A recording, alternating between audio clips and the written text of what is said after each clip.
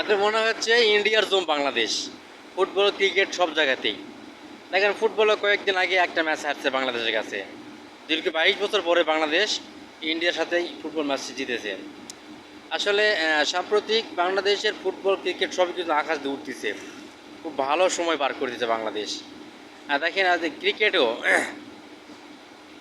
বাংলাদেশ এ team এবং ইন্ডিয়ার এ team যে প্রথম সেমিফাইনাল ম্যাচটা হলো, দেখেন এইখানেও বাংলাদেশ খুব ভালো ব্যাটিং করেছে, খুব ভালো ব্যাটিং। 195 রান, টি টোয়েন্টিতে খুব ভালো রান। কিন্তু হয়তো বাংলাদেশ ক্যারি করতে পারেনি তাদের মতো, কিন্তু শেষে আসে জিতা ম্যাচটা তারা ড্র করেছে। কিন্তু আসলে বাংলাদেশ ভালো খেলেছে, এটা তো মানে বলার অপেক্ষা থাকে না। খুব ভালো খেলেছে বাংলাদেশ। তো আশা করি এরকম অনেক আরও ভালো ভালো ম্যাচ উপহার দিবে।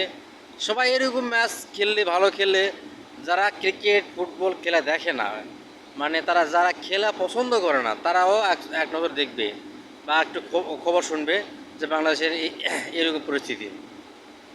তারা বাংলাদেশ তারাও ম্যাচ জিতে এরকম ভালো ভালো খেলে উপহার দিলে না, সবাই উৎসাহিত হবে। এবং নেক্সট জেনারেশান বা আমাদের যে পরের প্রজন্ম বা জেনারেশান আসতেছে, তারাও মানে খুব উজ্জীবিত হবে এবং খেলার প্রতি আগ্রহ যোগাইবে।